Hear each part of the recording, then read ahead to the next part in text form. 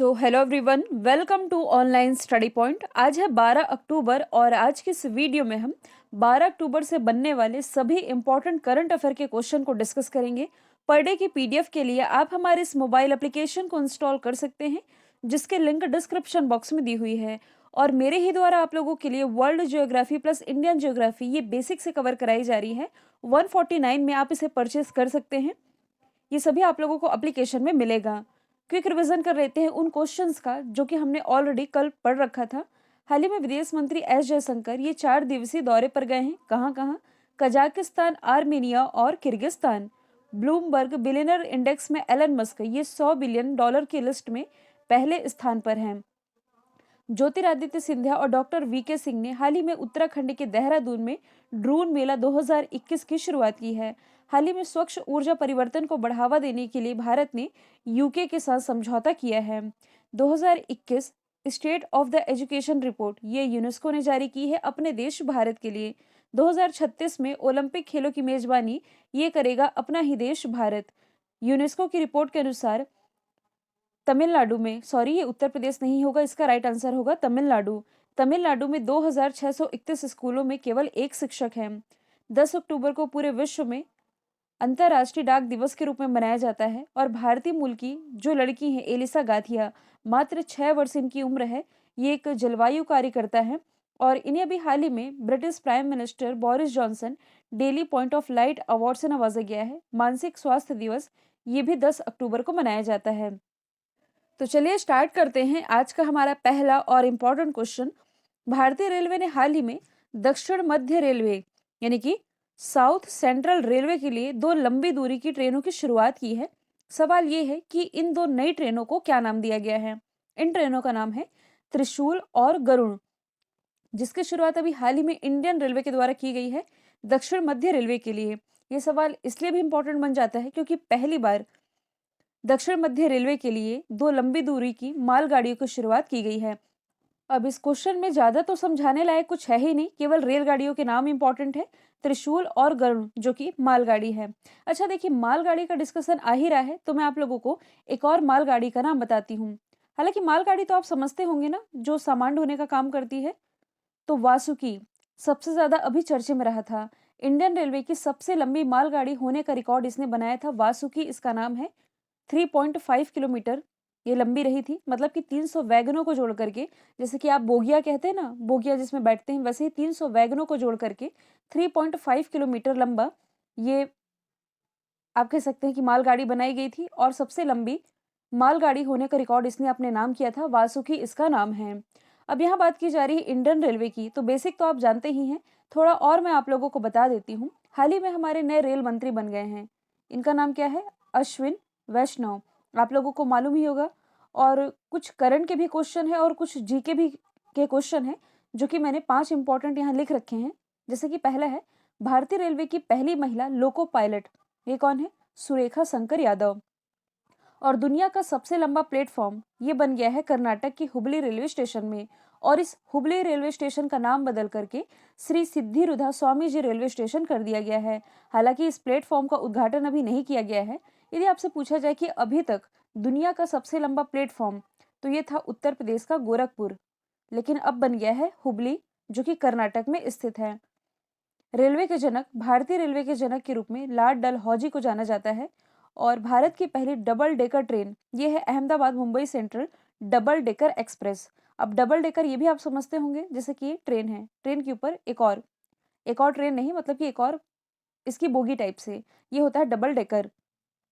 अब ये question current से रिलेटेड है। भारत की पहली किसान रेल जो कि महाराष्ट्र के देवलाली से लेकर के बिहार के दानापुर के बीच चलाई गई, जबकि दक्षिण भारत की पहली किसान रेल पूछा जाए तो ये आंध्र प्रदेश के अनंतपुर से लेके दिल्ली के बीच चलाई गई थी। तो एडिशनल तौर पर आप याद रख सकते हैं। कल मैंने आप लोगों से 2 इंपॉर्टेंट सवाल पूछे थे। पहले का राइट आंसर था सतलज रिवर और दूसरे का राइट आंसर था आंध्र प्रदेश के मुख्यमंत्री जगन मोहन रेड्डी। ये यहाँ नहीं लिखा हुआ है। आप लोगों के लिए आज के 2 इंपॉर्टेंट सवाल है। हाल ही में भारत के 70वें ग्रैंड मास्टर कौन बने हैं? और हाल ही में 2 चोटियों को फतह करने वाली सबसे तेज भारतीय कौन बनी है? साथ ही आप ये भी बताएंगे कि इन्होंने ये जो 2 चोटियां फतह की है ये कौन कौन सी है और किस देश में स्थित है। अगला क्वेश्चन है क्वाड नेशन के अभ्यास जो कि है मालाबार। मालाबार 2021 का अभी दूसरा चरण शुरू हो चुका है। सवाल ये है कि किस क्षेत्र में ये आयोजित किया जाएगा। तो ये आयोजित होना है बंगाल की खाड़ी में, यानी कि बे ऑफ बंगाल में। मालाबार एक्सरसाइज जिसमें कि कुल 4 कंट्रीज ये पार्टिसिपेट करेंगी। अब क्वाड कंट्रीज के बारे में पहले भी मैंने आप लोगों को बताया है। क्वाड कंट्रीज में कुल 4 देश शामिल हैं। एक तो ऑस्ट्रेलिया हो गया, दूसरा हो गया जापान, तीसरा हो गया इंडिया और इसमें यूएसए भी शामिल है। हालांकि जो नया क्वाड बनने जा रहा है अफगानिस्तान में शांति को लेकर के, उसमें भी यूएसए शामिल है, उसे हम डिस्कस नहीं कर रहे हैं। तो ऑस्ट्रेलिया, जापान, इंडिया और यूएसए, इसकी नेवी इस मालाबार अभ्यास में पार्टिसिपेट करने वाली है। इसका ये दूसरा चरण है। जो पहला चरण था ये तो फिलीपीन के गुआम तट पर आयोजित किया गया था। अब दूसरा चरण होना है बे ऑफ बंगाल, यानी कि बंगाल की खाड़ी में। अब बंगाल की खाड़ी के बारे में मतलब कि ये वाला मैप मैंने इसलिए ऐड किया है आज, क्योंकि एक्सरसाइज के बारे में तो हम आए दिन डिस्कस करते ही हैं। आज हम बे ऑफ बंगाल को थोड़ा डिटेल में जान लेते हैं। यहाँ से आप 2 इंपॉर्टेंट चक्रवातों के नाम आप याद रख सकते हैं। एक तो देखिए अम्फान है, जिसने कि ओडिशा और पश्चिम बंगाल को प्रभावित किया था। अम्फान चक्रवात का नामकरण किस देश के द्वारा किया गया था? तो इसका नामकरण थाईलैंड ने किया था। जबकि हाल ही में इसी एरिया में एक और चक्रवात चर्चे में है, जिसने कि आंध्र प्रदेश और ओडिशा को प्रभावित किया है। इस चक्रवात का नाम है गुलाब चक्रवात और इसका नामकरण किया है पाकिस्तान ने। तो ये तो हो गई चक्रवातों की बात। अब देखिए यहाँ आज मैंने नदियों वाला मैप इसलिए ऐड किया है ताकि आप कुछ कुछ चीजें रिलेट कर सकें, क्योंकि कई बार एग्जाम में ऐसे क्वेश्चन में पूछे जाते हैं ना कि मान लीजिए नदी का नाम लिख दिया गया और पूछा जाता है कि ये जो नदी है ये कहाँ जाकर के गिरती है। अरेबियन सी और बे ऑफ बंगाल को लेकर के अक्सर कंफ्यूजन होता है। तो चलिए हम डिस्कस कर लेते हैं। देखिए जो ब्रह्मपुत्र रिवर है ये अरुणाचल प्रदेश होते हुए जब पश्चिम बंगाल में प्रवेश करती है तब यहाँ इसे जमुना के नाम से जाना जाता है। वैसे ही ये जो आप लोगों को गंगा नदी दिख रही है जो कि गंगोत्री से निकलती है उत्तर प्रदेश होते हुए, जब ये पश्चिम बंगाल में प्रवेश करती है तब इसे पद्मा के नाम से जानते हैं। और पद्मा और जमुना जब दोनों ही पश्चिम बंगाल में मिल जाती हैं इनकी धाराएं, तब ये संयुक्त रूप से कहलाती है मेघना। और अब ये लास्ट में जाकर के बे ऑफ बंगाल यानी कि बंगाल की खाड़ी में आकर के गिर जाती है। फिर यदि हम बात करें यमुना की, तो ये उत्तराखंड के बंदरपूछ की पहाड़ी से निकलती है जो यमुना नदी है। हालांकि गंगा की ये सबसे बड़ी सहायक नदी है, गंगा के साथ मिलकर के ये भी बे ऑफ बंगाल में गिर जाती है। महानदी की यदि हम बात करें तो ओडिशा में आप लोगों ने भारत का सबसे लंबा नदी बांध सुना होगा, हीराकुंड बांध, ये इसी महानदी पर है और ये भी महानदी ये बे ऑफ बंगाल में गिरती है। नर्मदा नदी ये मेरे ही स्थान अमरकंटक से निकलती है। फिर कुछ हिस्सा इसका महाराष्ट्र से लगता है। अंत में गुजरात में प्रवेश करते हुए ये कच्छ की खाड़ी में जाकर के गिर जाती है, सॉरी ये खंबात की खाड़ी में आकर के गिर जाती है। सेम वैसे ही ताप्ती नदी, कई बार एग्जाम में पूछा जाता है ना, सूरत ये किस नदी के किनारे बसा हुआ है? ताप्ती नदी के किनारे। फिर ये जो आप देख रहे हैं गोदावरी नदी, हालांकि आप लोग आज सोच रहे होंगे कि मैं ये नदियों का डिस्कशन क्यों लेकर के आ गई। देखिए कुछ कुछ चीजें हम एडिशनल तौर पर तो याद कर ही सकते हैं।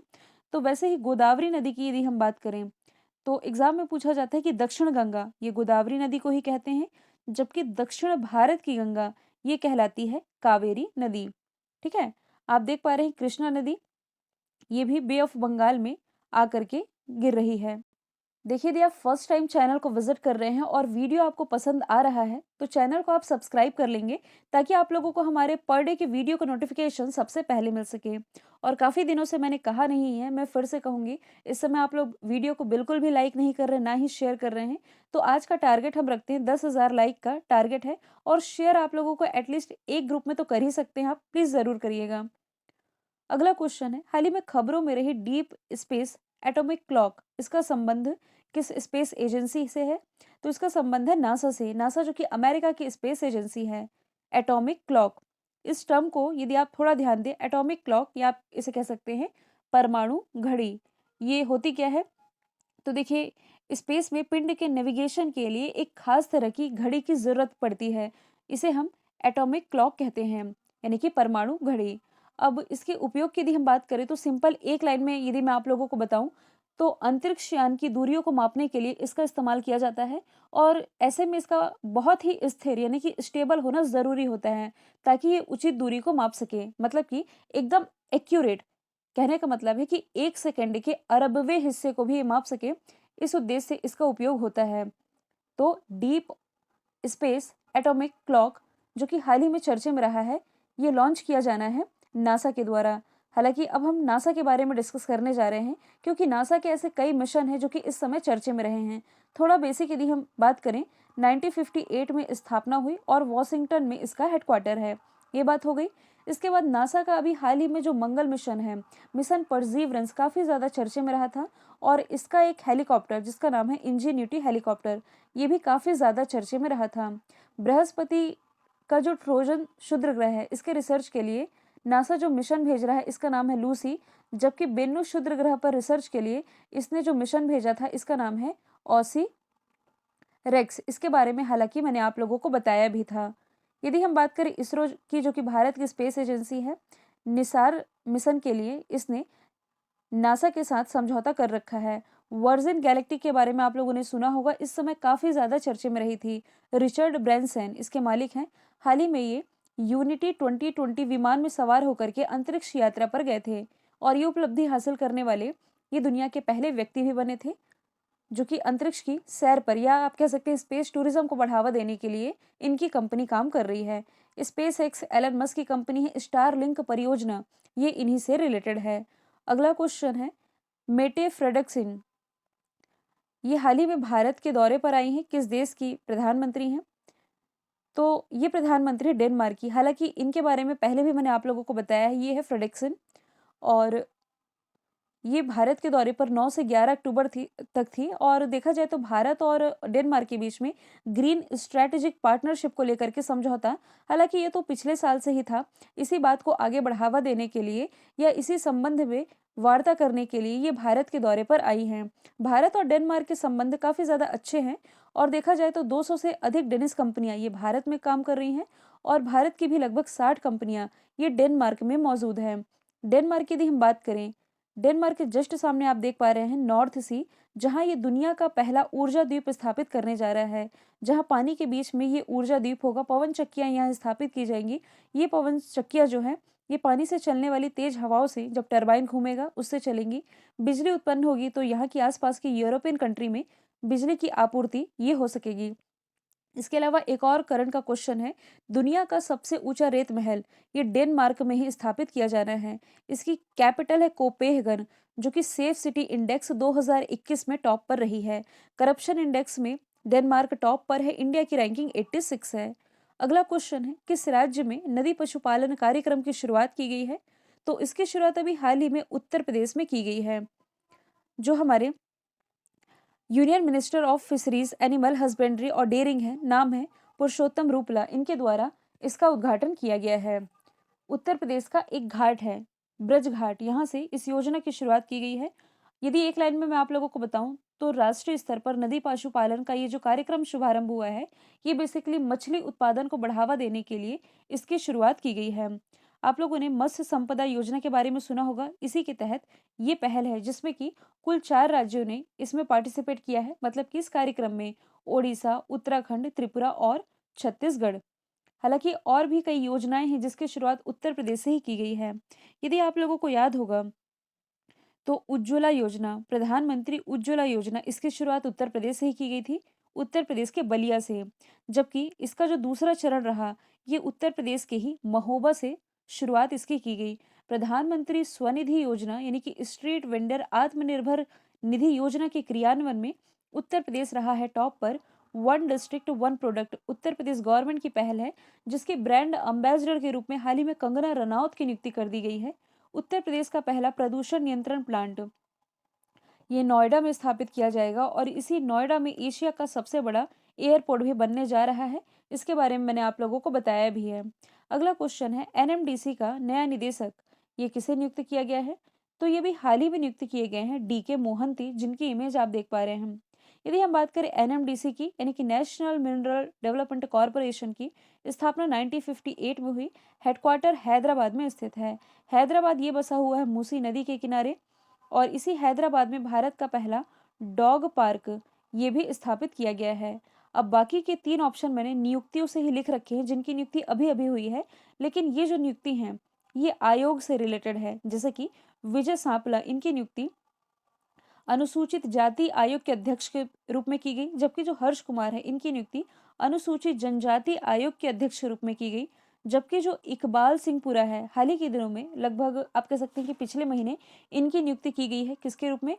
अल्पसंख्यक आयोग के अध्यक्ष के रूप में। तो ये तीनों नाम आप याद रखेंगे। अगला क्वेश्चन है, राजस्थान की 20 वर्षीय किस बालिका को एक दिन के लिए भारत की ब्रिटिश उच्चायुक्त नियुक्त किया गया है? तो हाल ही में जो अदिति माहेश्वरी है, जिनकी इमेज आप देख पा रहे हैं, राजस्थान से बिलोंग करती है, दिल्ली यूनिवर्सिटी की ये छात्रा हैं। इन्हें ब्रिटिश हाई कमीशन की बॉस के रूप में नियुक्त किया है एक दिन के लिए। यानी कि आप कह सकते हैं कि अभी एक कंपटीशन आयोजित किया गया था जिसमें कि ये विजेता रही थी। और बेसिकली यदि देखा जाए तो वुमेन एम्पावरमेंट यानी कि महिला सशक्तिकरण को और ज़्यादा कैसे मजबूत किया जा सकता है, महिलाएं जो हैं ये नेता के रूप में कैसे दुनिया के सामने आगे निकल करके आ सकती हैं, इसमें ये जो इस पर बेस्ड जो प्रतियोगिता रही है, इसमें ये विजेता रही, जिसके लिए इन्हें एक दिन के लिए ब्रिटिश हाई कमीशन की बॉस का आप कह सकते हैं कि चार्ज दे दिया गया है। भारत की अन्य कई बालिकाएं हैं जिनका नाम अंतर्राष्ट्रीय स्तर पर काफ़ी ज़्यादा चर्चे में था। एम नेत्रा तमिलनाडु से बिलोंग करती हैं। देखिए, जो फर्स्ट टाइम लॉकडाउन लगा था ना, तब क्या हुआ था कि इनके पिताजी ने इनकी आगे की पढ़ाई के लिए लगभग 5 लाख रुपए की सेविंग कर रखी थी। वैसे इनके जो पिताजी थे ये बार्बर थे, यानी कि नाई थे, बाल कटने का काम करते। तो इन्होंने अपने पिताजी को कन्विंस किया कि हम पैसे बाद में कमा लेंगे, हमने जो पैसे इकट्ठे किए हैं इसका उपयोग कोरोना काल में जो लोग बुरी तरह से प्रभावित हुए हैं उनकी हेल्प के लिए करना चाहिए। तो इन्होंने ये पूरी राशि उनके हेल्प करने के लिए इस्तेमाल की थी। तो एम नेत्रा को यूनाइटेड नेशन के द्वारा goodwill ambassador to the poor appoint किया गया था। एलिसा गाधिया के बारे में कल हमने पढ़ा था। ये एक जलवायु कार्यकर्ता है और एक एनजीओ है जिसका नाम है कूल अर्थ। ब्रिटेन का ये एनजीओ है, इसके लिए काम करती हैं, इसके मिनी एम्बेसडर हैं। और इसी एनजीओ के लिए इन्होंने अभी हाल ही में 3000 पाउंड जमा किए और इसके लिए इन्हें भी हाल ही में सम्मानित किया गया है। यदि हम बात करें किरण मजुमदार शॉ की, हालांकि ये कोई बालिका नहीं है, ये है बायोकॉन के संस्थापक। इन्हें ऑस्ट्रेलिया के highest civilian honour Order of Australia से नवाजा जा चुका है। ऑर्डर ऑफ ऑस्ट्रेलिया पाने वाली ये चौथी भारतीय बनी। पहली है मदर टेरेसा, दूसरे हैं सोली सोरभ जी जो कि भारत के पूर्व अटॉर्नी जनरल थे जिनका हाल ही में निधन हुआ, तीसरे सचिन तेंदुलकर और चौथी किरण मजुमदार शॉ बनी। आज के जो वीडियो है, मतलब कि आज के कंटेंट में अवार्ड से रिलेटेड क्वेश्चन ज़्यादा ही है, इन्हें हम कवर कर रहे हैं। CSIR के वैज्ञानिक शशांक सूद्रियाल को जर्मनी के किस अवार्ड से सम्मानित किया गया है? तो CSIR यानी कि council of scientific and industrial research. थोड़ा इसके बारे में यदि मैं आप लोगों को बताऊं तो 1942 में स्थापना हुई, हेडक्वार्टर नई दिल्ली में है। शेखर मांडे कुछ समय पहले ही इसके अध्यक्ष बनाए गए हैं और इसी के एक वैज्ञानिक है शशांक सूद्रियाल। मैंने काफ़ी कोशिश की कि इनकी इमेज मिल जाए लेकिन नहीं मिल पाई। इन्हें जर्मनी के प्रतिष्ठित अवार्ड जिसका नाम है green talent outstanding young talent, इस अवार्ड से सम्मानित किया गया है। और ये खास बात इसलिए भी है कि पूरे विश्व में इस अवार्ड के लिए चुने जाने वाले टोटल 25 वैज्ञानिकों में से एकमात्र ये भारतीय हैं। जर्मनी का जो शिक्षा मंत्रालय है, इन्हें किस लिए सम्मानित किया है? कचरे से कार्बन निकाल करके तैयार किए गए सुपर कैपेसिटर के निर्माण के लिए इन्हें इस प्रतिष्ठित अवार्ड से सम्मानित किया गया है। मतलब कि इन्होंने जो नई टेक्नोलॉजी विकसित की है इसके लिए इन्हें जर्मनी के द्वारा सम्मानित किया गया है।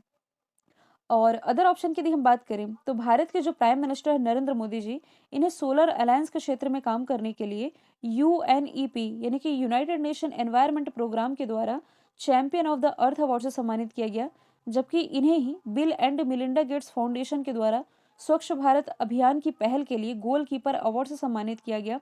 कुछ समय पहले ही हमारे जो उपराष्ट्रपति है M वेंकैया नायडू जी, जब ये कोमोरोस की यात्रा पर गए थे तब इन्हें कोमोरोस के highest civilian honour Order of Green Crescent से सम्मानित किया जा चुका है।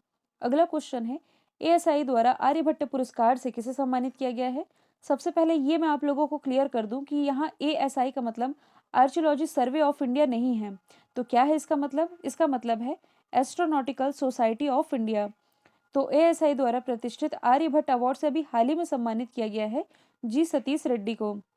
जी सतीश रेड्डी जो कि DRDO के अध्यक्ष हैं। तो जो जी सतीश रेड्डी है, इन्होंने क्या किया कि भारत में अंतरिक्ष यात्रियों के प्रचार के लिए इन्होंने जो अपना कंट्रीब्यूशन दिया है, इसके लिए इन्हें इस प्रतिष्ठित अवार्ड से सम्मानित किया गया। यदि हम बात करें एएसआई की, that is astronautical society of India, ये क्या करती है कि बहुत सारी प्रदर्शनी का आयोजन करती है या कुछ अपनी मैगज़ीन निकालती है। इसका आयोजन करके ये अंतरिक्ष यात्रियों से रिलेटेड टेक्नोलॉजी और सूचनाओं को प्रसारित करती है। तो इसकी जो स्थापना है 1990 में हुई, हेडक्वार्टर नई दिल्ली में है और इसके अध्यक्ष के सिवान ही हैं। वही के सिवान जो कि इसरो के भी अध्यक्ष हैं। हालाँकि के सिवान को भी इसरो के द्वारा हालाँकि इसरो के द्वारा नहीं, इन्हें तमिलनाडु गवर्नमेंट के द्वारा कलाम पुरस्कार से सम्मानित किया गया था, चंद्रयान 2 के सफलतापूर्वक लॉन्चिंग के लिए। साइरस पूनावाला, अभी आप लोगों ने एक कोरोना वैक्सीन है जिसका नाम है कोविशील्ड।